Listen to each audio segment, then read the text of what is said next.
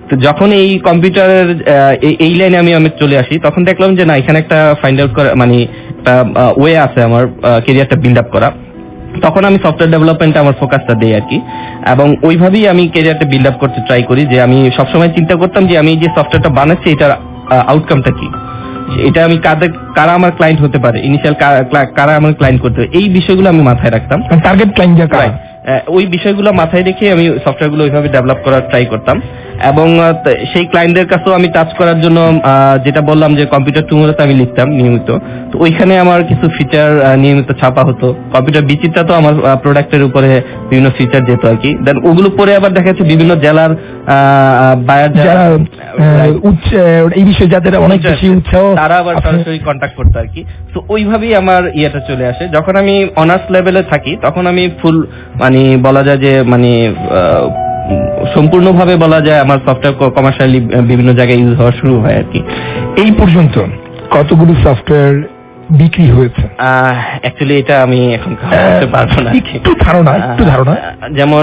যেমন ব্রডকাস্ট সিস্টেমটা এটা মোর দ্যান 200 কপি হতে পারে। আর পাশাপাশি আমি বিভিন্ন ওয়েবসাইট, যেমন আমার আইপি রেডিওর উপরে কিছু কাজ আছে, ওরা আমাদের বিভিন্ন ওয়েবসাইট, আমার কিছু অনেকগুলো ওয়েবসাইট আমার করা। আর নিশ্চয়ই আমার শ্রোতা বন্ধুরা শুনতে চাচ্ছে, দুই একটা নাম আমি এই মুহূর্তে জানতে চাই। যেমন অনলাইন রেডিওর যে কাজ, মিন্টু তার কিন্তু এই বয়সে কিন্তু অনেকটা প্রফেশনাল এক্সপিরিয়েন্স হয়ে গেছে, কেননা সে একজন সফটওয়্যার ইঞ্জিনিয়ার। এই কারণে সে কিন্তু ইলেকট্রনিক্স মিডিয়ার অনেকগুলো আমরা প্রতিষ্ঠানের নাম শুনলাম, যারা যেই প্রতিষ্ঠানগুলো কিন্তু স্ব ক্ষেত্রে এবং বাণিজ্যিক ক্ষেত্র বলি বা কমিউনিটি সেক্টরের ক্ষেত্রে বলি না কেন, তারা কিন্তু যথেষ্ট নামডাক করেছে। এবং এই নামডাকের পেছনের কিন্তু একজন সৈনিক কিন্তু আর কেউ নয় বন্ধু, আহমেদ মিন্টু। এই যে এবং আমার মনে হচ্ছে একটা নাম বাদ পড়ে গেছে। আচ্ছা, খুব রিসেন্টলি যেটা হচ্ছে যে বাংলাদেশ ব্যাংকের ফার্স্ট কারেন্সি মিউজিয়াম করছে আর কি বাংলাদেশ ব্যাংক থেকে। সেটা হচ্ছে বাংলাদেশ ব্যাংকেরই একটা মানে অর্গানাইজেশন। সেটা হচ্ছে মিরপুর 2-এ কারেন্সি মিউজিয়াম, মানে টাকা জাদুঘর আর কি, বাংলাদেশের ফার্স্ট ডিজিটাল মিউজিয়াম। তো ওই মিউজিয়ামে আমার মানে ডিজিটাল সাইনেজ এবং kiosk, touch screen kiosk management software, যেটা টোটালি আমার করা। এবং যে সাইনেজের যে সফটওয়্যারটা, এটা আমার একটা কলেজ লাইফের সফটওয়্যার, যেটা আপডেট করতে করতে এই পর্যায়ে আসা, এবং সেটা কমার্শিয়ালি ওদের দেওয়া। যদি আমার বোঝাই যাচ্ছে যে বাংলাদেশ ব্যাংকও আমাদের আহমেদ মিন্টুর একজন ক্লায়েন্ট। আচ্ছা, এই যে মানে একটা এক্সপিরিয়েন্স, বাংলাদেশ ব্যাংক হচ্ছে বাংলাদেশ ব্যাংকিং সেক্টরের অভিভাবক, তারা কিন্তু আমাদের আহমেদ মিন্টুর সফটওয়্যার ইউজ করছে। বন্ধুরা বুঝতেই পারছেন বিষয়টা কিন্তু হেলা ফেলার কোনো বিষয় না। তা এই যে আমরা মানে ডিজিটাল যে জাদুঘরটার কথা শুনলাম, মানে টাকার জাদুঘরটা, এটা বিষয়ে একটু সংক্ষিপ্ত নিশ্চয়ই আমার বন্ধুরা অবশ্যই শোনার জন্য অপেক্ষা করছে, তার কারণ এটা কনসেপ্ট একেবারেই নতুন। একটু ছোট করে এটা আসলে কিভাবে কাজ করে, বা যারা ভিজিট করতে যেতে চায় সেখানে তাদের জন্য কি করার? আচ্ছা, এখানে যেটা আমি বলি যে টাকা জাদুঘর যেটা বলছি আর কি, নাম থেকেই বোঝা যাচ্ছে এটা ওরা কারেন্সি নিয়ে কাজ করে। এবং ওই জাদুঘরে গেলে টাকা রিলেটেড বিভিন্ন জিনিস জানা যাবে। বিশেষ করে ওরা এই জাদুঘরটার টোটাল ইন্টেরিয়র থেকে শুরু করে ডিজিটালাইজেশন এবং আদার যে কাজগুলো আছে সবগুলোই আমার প্রতিষ্ঠানে করা, এবং ডিজিটাল পার্টটা আমি হ্যান্ডেল করছি, মানে টোটাল কোঅর্ডিনেশনটা আমার করা। আর এখানে গেলে টাকার যে বাংলাদেশের যে মুদ্রার যে ইতিহাস এবং যে বর্তমান যেই পর্যায়ে দাঁড়ায় আছে, ডিটেলস একটা ইতিহাস তারা পাবে এখানে। এবং সবচেয়ে মজার বিষয় হচ্ছে যে এই ইতিহাসগুলো জানানো হয়েছে বিভিন্ন ডিজিটাল টেকনোলজির মাধ্যমে। আমি যেটা বললাম যে ডিজিটাল সাইনেজ, তারপর হচ্ছে touch screen kiosk, 3D glassless video projection system, এগুলো আমাদের করা। আর ওইখানে গেলে ভিজিটররা বেশ মজার একটা অপশন পাবে, সেটা হচ্ছে টাকার উপরে 1 লাখ টাকার নোটের উপরে ভিজিটররা তাদের ছবি প্রিন্ট করে ইনস্ট্যান্টলি প্রিন্ট করে নিয়ে আসতে পারবে আর কি। এটা কিভাবে সম্ভব? এখন 1 লক্ষ টাকার নোট কিন্তু বাংলাদেশে নেই। আচ্ছা, এটা হচ্ছে বাংলাদেশ ব্যাংক থেকে 2টা সুভিনিয়র নোট দেওয়া হয়েছে আর কি, মানে ওইখানে জাস্ট যারা ভিজিট করবে তাদের ভিজিটকে স্মরণীয় করে রাখার জন্য আর কি। সো ওই মানে জাদুঘরের জন্যই, জাস্ট এটা কোথাও ব্যবহার করা যাবে না 1 লাখ টাকার নোট, জাস্ট স্মরণীয় করে রাখার জন্য আমরা একটা ফটো বুথ দেওয়া হয়েছে আর কি। ওইটার টোটাল ম্যানেজমেন্টই আমার হাতেই করা আর কি, ওই ফটো বুথটা। ফান, অনেকটা ফান বলা যায়। দেখা যাচ্ছে কোনো ভিজিটর সে ভিতরে ঢুকলো, তার যদি আগ্রহ হয় যে টাকার মধ্যে আমার ছবি থাকবে এরকম কিছু, এটার জন্য মানে এই ভিজিটরকে অবশ্য সামান্য পে করতে হবে আর কি। কতটা পে করতে? 20 টাকা করে নিচ্ছে আর কি। খুবই সস্তা। তুমি চিন্তা করতে পারো যে 1 লক্ষ টাকার নোটে তোমার ছবি। 1 লক্ষ টাকার নোট আছে, মনে করো, একজাস্ট কল্পনা করো 1 লক্ষ টাকার নোটে তোমার ছবি। এটা হচ্ছে ওইখানকার একটা মজার ইস্যু।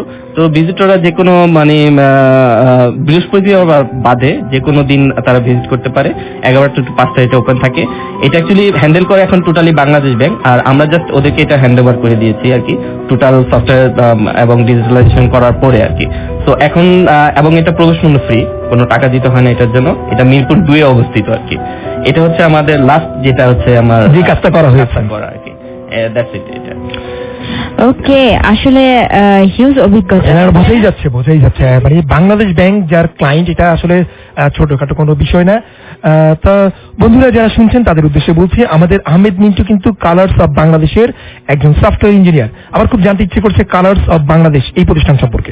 আচ্ছা, কালার্স অফ বাংলাদেশ হচ্ছে এটা একটা আইটি সার্ভিস প্রদানকারী প্রতিষ্ঠান, নট অনলি সফটওয়্যার ডেভেলপমেন্ট। আমরা সাধারণত আইটি রিলেটেড সার্ভিস যেমন সফটওয়্যার ডেভেলপমেন্টের পাশাপাশি এগুলো ইমপ্লিমেন্টেশন এবং হার্ডওয়্যার এবং সফটওয়্যার দুইটা সিস্টেম নিয়ে, লজিস্টিক সাপোর্ট বলতে যাবো, রাইট, ওইটা দুইটা নিয়ে কাজ করে হয়। তো আমাদের এখন মূলত দুইটা প্রোডাক্টকে আমরা হাইলাইট করছি, যেটা হচ্ছে টাচ স্ক্রিন কিওস্ক এবং ডিজিটাল সাইনেজ সিস্টেম আর কি। সো টাচ স্ক্রিন কিওস্কটা হচ্ছে আমাদের যারা হয়তো আমাদের লিসেনার অনেকেই হয়তো এয়ারপোর্টে গিয়েছেন এবং বিভিন্ন 5 স্টার হোটেলগুলোতে গিয়েছে। সো আমাদের বর্তমানে এয়ারপোর্টে আমাদের দুইটা এবং বিভিন্ন প্রায় সবগুলো 5 স্টার হোটেল এবং বিভিন্ন ক্লাবগুলো, ঢাকা ক্লাব, গুলশান ক্লাব, এখানে আমাদের টাচ স্ক্রিন কিওস্ক মানে একটা যেটা দেখতে অনেকটা ছোট একটা স্টিলের আলমারির মতো, এটাতে একটা স্ক্রিন থাকে যেখানে ভিজিটররা টাচ করে করে বিভিন্ন বিষয় ইনফরমেশন পায় আর কি। তো ওই প্রোডাক্টটা নিয়ে আমরা কাজ করছি। আর পাশাপাশি ডিজিটাল সাইনেজ যেটা বলা হয় যে আমরা বিভিন্ন জায়ান্ট স্ক্রিন বসানো হয় বিভিন্ন জায়গায় বা এলইডি স্ক্রিন, স্পেশালি আমরা ওয়ার্ল্ড কাপের সময় আমরা বড় বড় বা কোনো সভা সমিতি লাইভ টেলিকাস্টের ক্ষেত্রে দেখা যাচ্ছে মাঠের মধ্যে বড় জায়ান্ট স্ক্রিন দেখে। তো এই স্ক্রিনকে কাজে লাগিয়ে বিভিন্ন অ্যাডভার্টাইজমেন্ট এবং বিভিন্ন ভিডিও কন্টেন্ট ব্রডকাস্টের জন্য যেই আমাদের একটা সফটওয়্যার আছে, ওইটাই বললাম যে আমার এটা স্কুল লাইফে কলেজ লাইফে ডেভেলপ করা একটা সফটওয়্যার, ওইটাই এখন আমরা মূলত হাইলাইট করছি এই প্রতিষ্ঠানটার মাধ্যমে। এবং পাশাপাশি আমরা বিভিন্ন যেমন আমাদের প্রাইমারি এডুকেশন, ওইখানে আমাদের কিওস্ক আছে। তারপরে পরিসংখ্যান ব্যুরো, ওইটাতে আমাদের কিওস্ক আছে। গভর্নমেন্টের বিভিন্ন ইয়েগুলোতে আমরা কিওস্ক গুলো দিচ্ছি। সাউথ ইস্ট ব্যাংক আমাদের একটা মেজর ক্লায়েন্ট, ওরাও বিভিন্ন কিওস্ক গুলোকে স্পন্সর করছে। তো মূলত আমরা ওই প্রোডাক্ট গুলো নিয়ে কাজ করছি আর কি। আর পাশাপাশি এবং যেমন বাংলাদেশ ব্যাংক, তারপর বিটিভিতে আমরা অন্যান্য সাপোর্ট দিচ্ছি, দেশ টিভিকে আমরা কিছু সাপোর্ট দিচ্ছি। বিটিভি অর্থাৎ রাষ্ট্রীয় টেলিভিশন কি ধরনের সাপোর্ট দেওয়া? বিটিভি, দেশ টিভিকে আমরা বিভিন্ন এসএমএস রিলেটেড সার্ভিস দিচ্ছি। শুধু দেশ টিভি, বিটিভি না, রেডিও ফুর্তি, চ্যানেল 71 টিভি চ্যানেল, এটা আর কি, ওরাও আমাদের ক্লায়েন্ট। ওদেরকে আমরা বিভিন্ন এসএমএস রিলেটেড, যেমন আমরা 7171 হচ্ছে আমাদের একটা কোড, 233 কোড বাংলাদেশ প্রতিদিন যেটা ইউজ করে সাবস্ক্রিপশনের জন্য, এবং রেডিও বিক্রমপুর যেটা করে, রাইট, রেডিও বিক্রমপুর। আমি সেটাই বলছিলাম যে একটা জিনিস বাদ পড়ে যাচ্ছে, আমরা দূরে সব জিনিস বলে ফেলছি কিন্তু আমরা যেখানে বসে কথা বলছি সেই কথাটা বলা হচ্ছে না। বন্ধুরা আপনারা যেই নাম্বারে টেক্সট করেন এবং আপনাদের টেক্সট গুলো চলে আসে আমাদের কাছে আর বিপি স্টেশনে চলে আসে, বন্ধুরা এই 7171 এর পেছনেও কিন্তু যেই নামটি আমাদের আহমেদ মিন্টু। ওকে বন্ধুরা, আমি কিন্তু প্রথমেই বলেছিলাম যে যাওয়ার সময় অনেক বেশি বেশি থ্যাঙ্কস জানাতে হবে তাকে। তো এই কারণটাই ছিল সেই কারণ আমরা এই যে আপনাদের সাথে কন্ট্যাক্ট করতে পারছি, আপনারা আমাদের সাথে কন্ট্যাক্ট করতে পারছেন, সবাই সবার সাথে যে মায়া জাল ছড়িয়ে আছে আরবিপি, সেটা কিন্তু একমাত্র অবদান কিন্তু আমাদের মিন্টু ভাইয়ের। তো মিন্টু ভাইয়া, আমি কিন্তু এই মুহূর্তে সবার পক্ষ থেকে থ্যাঙ্কস জানাচ্ছি। ধন্যবাদ সবাইকে। এবং একই সাথে বন্ধুরা যারা জানতেন না তারা কিন্তু জেনে গেলেন যে এই 7171 এর পেছনে নেপথ্য কারিগর কে। এবং বন্ধুরা আজকে কিন্তু একটা সুবর্ণ সুযোগ, সেটা হচ্ছে আজকে কিন্তু আমাদের আমরা সারা জীবন দেখেছি, টিভি দেখি, রেডিও শুনি, বাট আজকে 99.2 টিউন না করে কিন্তু আপনারা আমাদেরকে শুনতে পাবেন।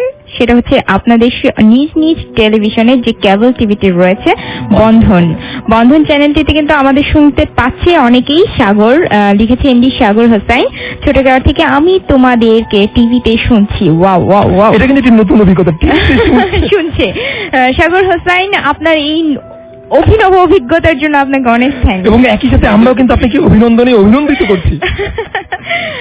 ওকে, টেলিভিশনে রেডিও দেখা যাচ্ছে। নিশ্চয়ই সাগর বন্ধু, আপনি কি বলছি, আমাদের মিন্টুকে দেখা যাচ্ছে, শিবলিকে দেখা যাচ্ছে এবং একই সাথে পলককেও দেখা যাচ্ছে। আমি বাদ পড়বো না অবশ্যই। ওকে, আমাদের সাথে রয়েছে মুনা লিখেছে মাঠপাড়া থেকে, মিন্টু ভাই একটা গান গাও প্লিজ। হ্যাঁ বন্ধু, গানও হবে, জাস্ট ধৈর্য ধরে অবশ্যই অপেক্ষা গান হয়ে করতে যাবে, হবে। একটু অপেক্ষা করতে হবে। মুগ্ধ আছে, ওয়া মুগ্ধ আজকে কি সবাই মানে বৃষ্টির কারণে সবাই ঘরে বসে আমাদের এবং দল বেঁধে আমাকে শুনছে। ওকে, মুগ্ধ লিখেছে পলক আপু অ্যান্ড সিদ্ধি ভাই, বহু জামানা পর তোমাদের শুনতেছি। ওয়াও ওয়াও, কয়টা জামানা পার হয়েছে মুগ্ধ আপনার? খুব জানতে ইচ্ছে করছে। ওকে, লিখেছে ভালো লাগছে। মিন্টু ভাই ওয়েলকাম টু আরবিপি। সিদ্ধি ভাই তৌসিফের এক ঠ্যাং দুই ঠ্যাং পে করেন। ওকে মুগ্ধ, এক পা দুপা আছে, কিন্তু এক ঠ্যাং দু ঠ্যাং, এটা কি বোধহয় নিউ ভার্সন? না, সে কিন্তু ব্রেকেটে আমরা বুঝবো না বিধে লিখে দিয়েছে এক পা দুপা, কিন্তু মুগ্ধ আমরা কিন্তু তোমার ভাষাটা পড়তে পারি আপু, বুঝতে পারি, সেজন্য তুমি কি লিখছো? আমার মনে হয় কি বাবা, মুগ্ধ বোধহয় আমাদেরকে টিভিতে শুনছে, যেই কারণে হচ্ছে পা হয়ে গেছে ঠ্যাং, ঠ্যাংয়ের জায়গায় পা, এবং জামানা খুব অনেক জামানা পার হয়ে গেছে। ওকে মুগ্ধ, থ্যাঙ্কস ফর SMS। ওকে বন্ধু, যারা শুনছেন তারা কিন্তু চাইলে মিন্টু ভাইয়ের বানানো সফটওয়্যারে মিন্টু ভাইকে ওয়েলকাম জানাতে পারেন।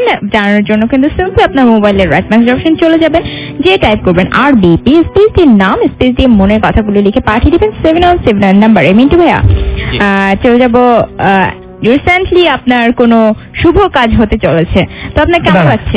তার আগে আমরা বলবো এই শুভ নিউজটা কিন্তু আমরা একটি সমর্থিত সূত্রে পেয়েছি। সমর্থিত সূত্র কতটা সমর্থিত সেটাই কিন্তু আমরা জানবো। ওকে, আচ্ছা, এটা শুভ নিউজটা বেশ আগেরই, আমার লাস্ট ফেব্রুয়ারিতে। আমি ছোট্ট করে জানতে চাইবো, কারণ আমরা গান শুনে ফিরে এসে জানবো সব কথাগুলো।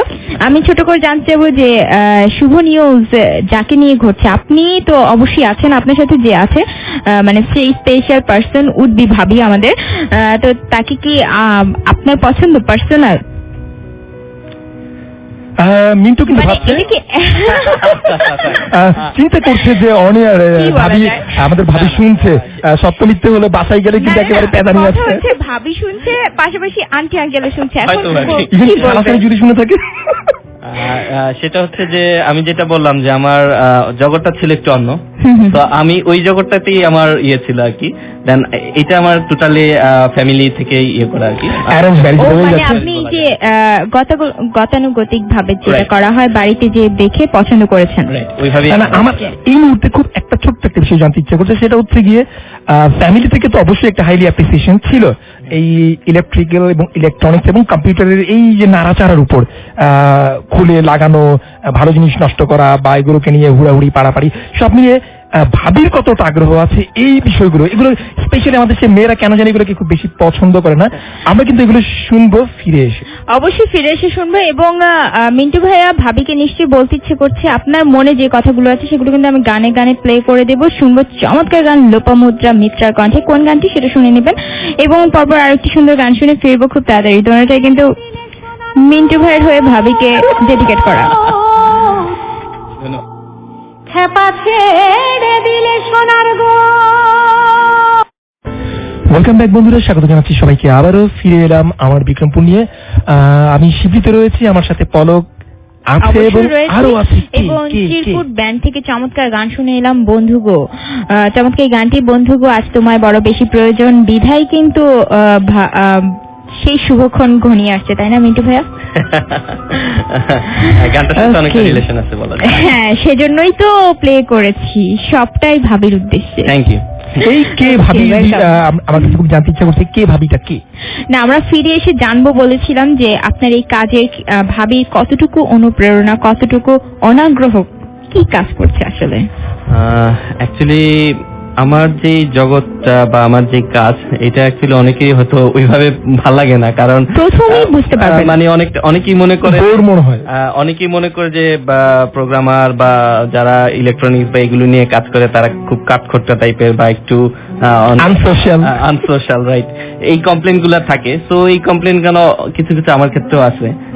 সেটা আবার মেজর কোনো ক্রিটিক্যাল প্রবলেম হলে রাতে অফিস করতে হয়, সব মিলে একটা হ্যাজার্ড অবস্থা। রাতে যেমন লাস্ট কয়েকদিন যেটা বললাম যে কারেন্সি মিউজিয়াম যখন উদ্বোধন করেছে আমার সংসদে মাননীয় স্পিকার, উনি উদ্বোধন করে। সো ওইটার আগের দিন যেমন রাত আমাকে টানা বলা যায় এক সপ্তাহ আমাকে রাত 1টা কি 2টা পর্যন্ত কাজ করতে